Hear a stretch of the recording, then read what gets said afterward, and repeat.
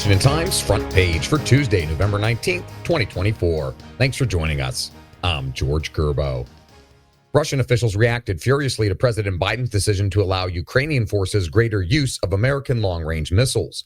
Mike Glenn reports officials in the Kremlin and the Russian Foreign Ministry said U.S. and allied troops would inevitably be needed to be inside Ukraine to operate the missiles, which can target sites much deeper behind Russian lines.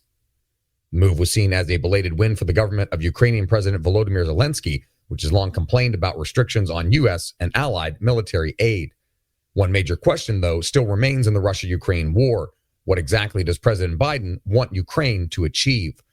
Ben Wolfgang reports the White House's painfully slow and often confusing decision-making has fueled questions about whether the central U.S. goal is to help Ukraine win the war or to merely fend off Russia indefinitely with no natural endgame.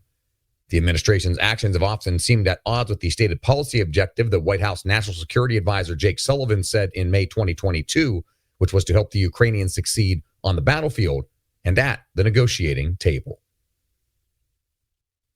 President-elect Trump confirmed that he plans to ask the military to assist with a massive deportation effort of illegal immigrants.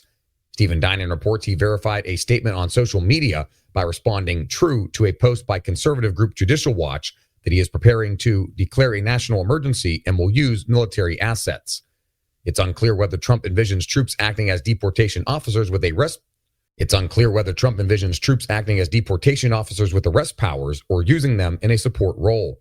Opponents pointed out laws that barred the Army and Air Force from being used for domestic law enforcement, and a similar law applies to the Navy and Marine Corps.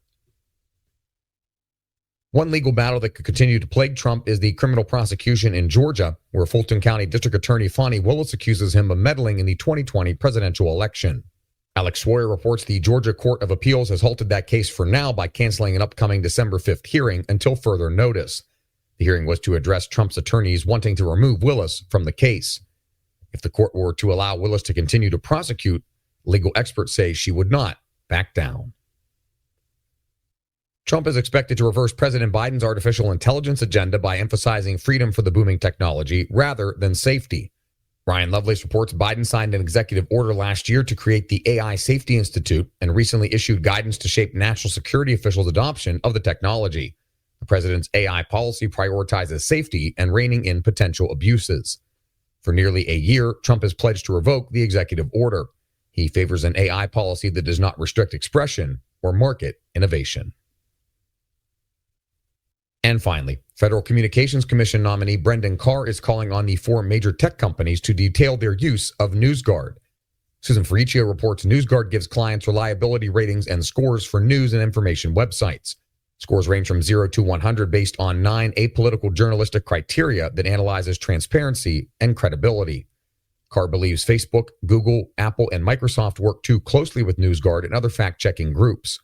NewsGuard CEO Gordon Krovitz said Carr's letter makes clear he was misled by relying on false reports and that the company was founded as an alternative to government censorship and social media algorithms that rank news sources. Find all today's front page stories at WashingtonTimes.com/front page or on the Washington Times app, and find us wherever you get your podcasts. You can also find us on social media at Wash Times for breaking news, sports, commentary, and more. For the Washington Times, I'm George Gerbo.